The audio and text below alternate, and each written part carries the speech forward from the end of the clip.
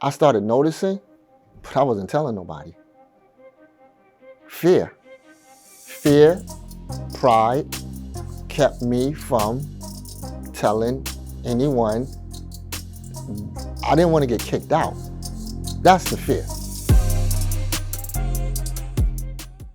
I grew up in Bushwick, Brooklyn, which was very tough back then in the days. You had drug dealers on one corner, you had the gangs on one corner, and I grew up in a Pentecostal household in the middle of all that.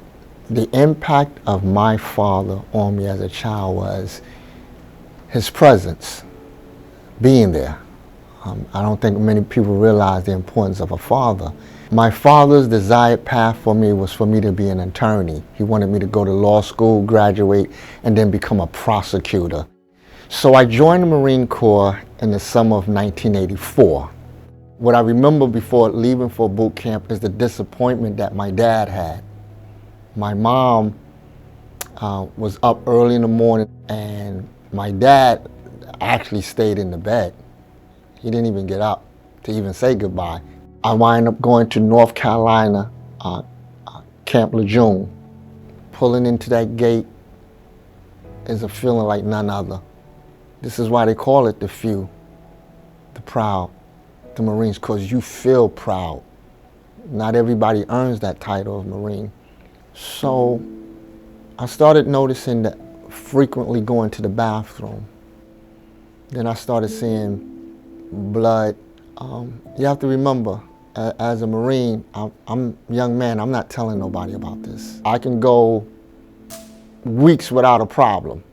And in my mind, I'm okay. And then out of nowhere, I'm in the bathroom. And I was trying to explain it to the doctor, but all his answer was, watch what you eat. I didn't want to leave the Marine Corps. But my problem was I was going on myself. How do I explain that? Joined the NYPD in 1992. You have to be able to blend in with that community.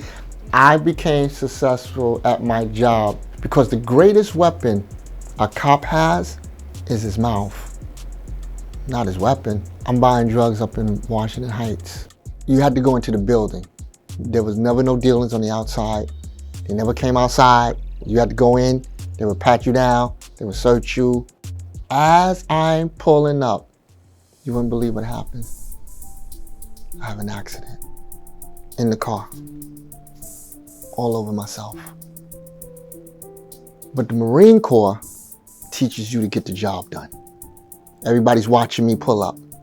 I'm sitting in blood and mucus. Guy comes to the door. So I said to the guy, nah, I'm not gonna go in. He says, well, if you wanna get this done, you gotta go. I said, nah, I'm not going in. I don't feel safe about doing it. I changed my mind. I says, tell your man, he gotta come out. That's the only way we're gonna do this. Because I can't stand up. Not only am I trying to hide it from him, don't forget I got a supervisor that's listening to everything that's going on. Made a drug deal. I'm going on my way back to the command, and my sergeant calls me on the phone, on the cell phone. He says, yo, Stevie, great job. How did you do that? Oh, awesome. Fine. Little did he know I was forced to do it. Not by them, but by a sickness that I got from drinking toxic water in Camp Lejeune. My doctor says to me, your job is killing you. Who do you love more? Your wife, your kids, or that job? I remember going down to see the 3-star chief who loved me.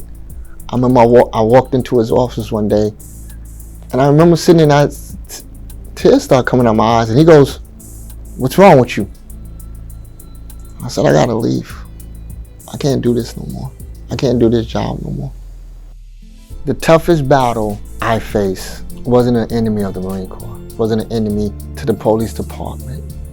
The toughest battle I've ever faced and still facing to this day is the ulcerative colitis and Crohn's disease.